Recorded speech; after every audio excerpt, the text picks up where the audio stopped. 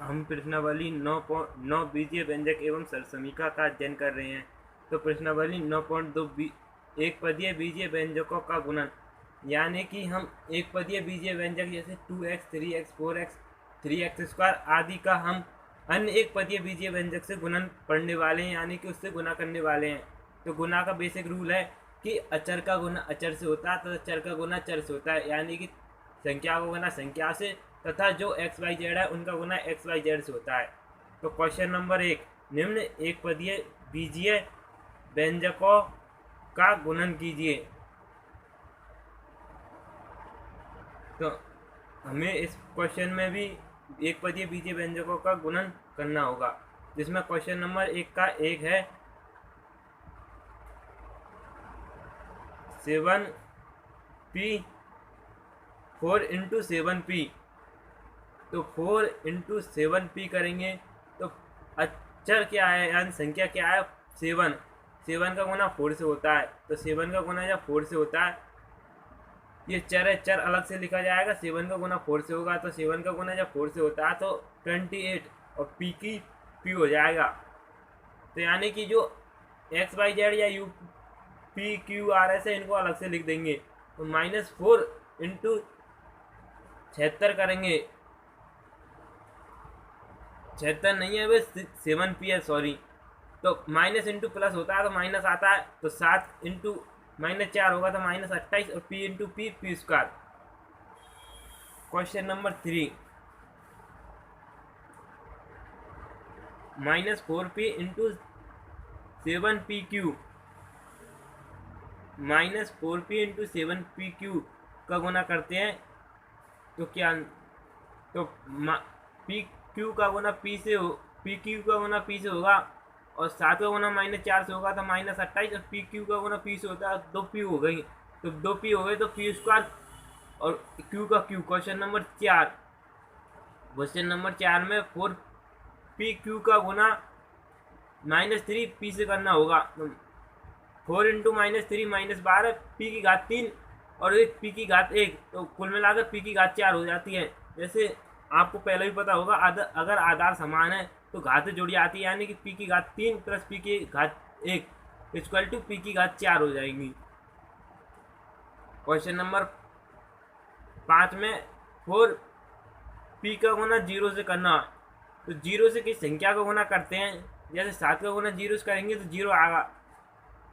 इसी प्रकार अचर का गुना 0 से करते हैं तो 0 आता है। क्वेश्चन नंबर 2, निम्नलिखित एक पदीय युग्मों के रूप में लंबाई तथा चौड़ाई वाले आयतों का क्षेत्रफल ज्ञात कीजिए।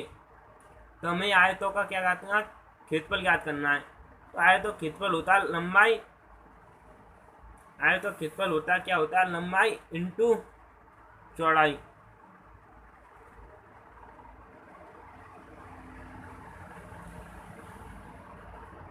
यानी कि हमें संख्याओं का आपस में गुना करना होगा। तो एक लंबाई दी हुई है और एक चौड़ाई दी हुई है, इन दोनों का आपस में गुना करना होगा। तो क्वेश्चन नंबर 1 में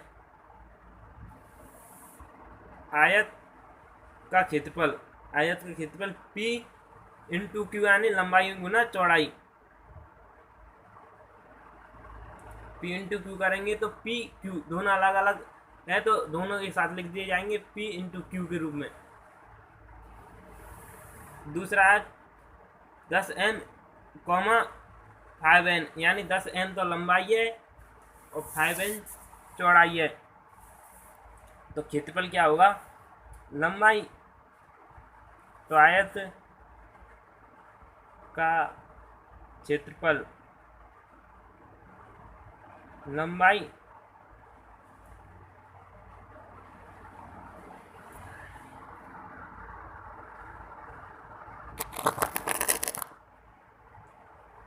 लंबाई इंटू चौड़ाई। तो लंबाई कितनी है 10m और चौड़ाई कितनी है 5n। तो 10 × 5 करते हैं तो 50, m × n करते हैं तो mn। क्वेश्चन नंबर 3, 20x² लंबाई है और चौड़ाई कितनी है 5y²। तो आयत का क्षेत्रफल कितना हो जाएगा, आयत का क्षेत्रफल होगा 20x² इंटू 5y², 5y²। तो 20 का गुना 5 से करेंगे तो 100 आएगा। 100x² इंटू y² करेंगे, दोनों चर अलग अलग है, दोनों चर अलग अलग है तो x² और y² आ जाएगा। सॉरी, ये अचर नहीं है, ये चर हैं, तो ये अलग अलग है तो इनका गुना अलग अलग गुना के रूप में आ जाएंगे। Question number 4, 4x into 3x² करेंगे तो आयत का क्षेत्रफल होगा 4x इंटू 3x²। तो 4 इंटू 3 करेंगे तो 12x³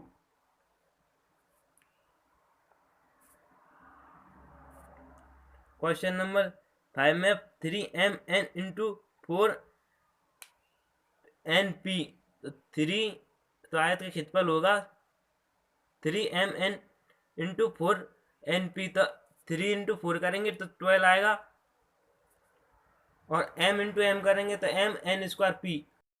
क्वेश्चन नंबर 3 में हमें गुणनफल सारणी को पूरा करना है, यानी कि प्रथम एक पदी का गुणा द्वितीय एक पदी से करना होगा।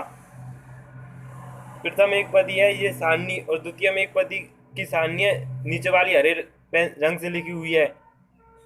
तो गुणनफल का मतलब इन दोनों का गुणा करना होगा, यानी 2x का गुणा 2x से करेंगे तो क्या आएगा आंसर 4x²। तो हम इस सारणी को नीचे हल कर रहे हैं। 2x का गुणा 2x से करते हैं तो अचर का गुणा अचर से होगा, यानी 2 का गुणा 2 से होगा, तो 4x का गुणा x से होगा तो x² होगा।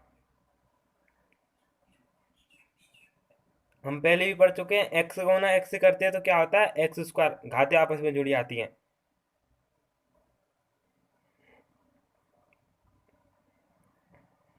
अब 2x का गुणा -5y से कराएंगे। 2x का गुणा -5y से कराते हैं तो 2x का गुणा 2x इंटू -5y, तो -10xy।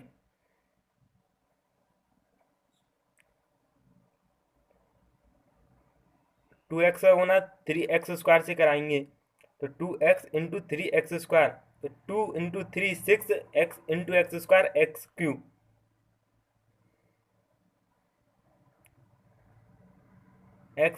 हम जानते हैं x इंटू x² क्या होता है x³, इसलिए क्या आंसर आएगा 6x³। 2x का गुना -4xy से कराएंगे तो 2 का गुना -4 से कराएंगे तो -x। x का गुना xy से कराते हैं तो x इंटू x² y का y, तो -8x² y इसका आंसर हो जाएगा। अब इस सारणी को हम डायरेक्ट हल कर रहे हैं, आप इस प्रकार सभी क्वेश्चनों को हल कर सकते हैं।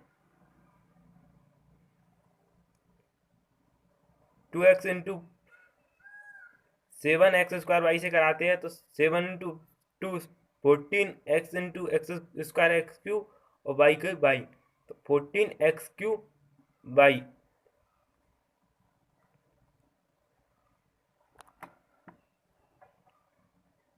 -5y का गुना 2x से कराते हैं, -5 into 2 -10 y into x y, -5 into -5 25 y into y y²। -5 का गुना 3 से होगा तो 3 -15 हो जाएगा, और y का गुना x² से होगा तो x² के x² y²। -5 का गुना -4 से होता है तो माइनस माइनस प्लस हो जाते हैं, 5 गुना 4 20 हो जाते हैं। बाई x का x और y का गुना y से होगा तो y²। -5 का गुना 7 से होगा तो -35, क्योंकि एक प्लस की संख्या एक माइनस संख्या है तो माइनस संख्या आती है। और x³ इंटू y से कराएंगे तो x³ और y हो जाएगा y³ हो जाएगा, y³ नहीं सॉरी y² होगा। 3 का गुना 2 से कराएंगे 6, x का गुना x² से बनाएंगे तो x³। 3 का गुना 5 से कराएंगे तो -15, और x² y। 3 का गुना 3 से कराएंगे तो 9 और x square into x square करेंगे तो एक्स की घात 4। 3 का गुना जब -4 से कराएंगे तो एक माइनस के एक प्लस के तो -12 एक्स स्क्वायर और एक एक्स वहाँ पर है तो एक्स क्यूब और वाई। 3x² का गुना 7x³ वाई से कराएंगे तो 21 एक्स की घात 4 हो जाएंगे और वाई इसकी जगह वाई। -4x वाई का गुना 2x से बनाएंगे तो -4 इंटू 2 -8x² वाई। इसी प्रकार 20 एक माइनस दोनों माइनस माइनस संख्या इसलिए प्लस की हो जाएगी 20x/² और इस प्रकार -12x³ वाई और -4 का गुना -4 से कराएंगे 16x² और वाई एक 2 वाई हो गई तो वाई स्क्वायर। -4 का गुना 7 से कराएंगे तो -28 एक्स की घात कुल कितनी होगी 4 और वाई की एक और एक 2 वाई होगी यानी कि वाई स्क्वायर। 7 का गुना 2 से कराएंगे तो 14x गुना x² x³ और वाई। 7 का गुना -5 से कराएंगे तो एक प्लस के माइनस के तो माइनस का आंसर आएगा -35x² और वाई गुना वाई तो वाई स्क्वायर।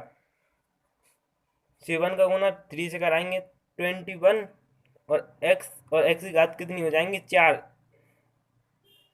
तो 21x की घात 4 और वाई। 7 का गुना -4 से कराएंगे तो माइनस में आएगा -28 एक्स की घात 3 और वाई की घात 3 माइनस प्लस हो जाएगा प्लस 49 इंटू एक्स की घात 6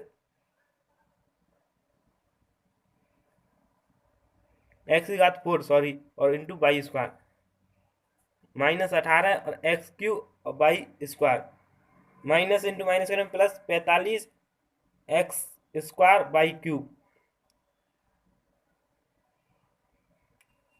-9 इंटू -3 करेंगे माइनस का आएगा -27 एक्स की घात 4 वाई स्क्वायर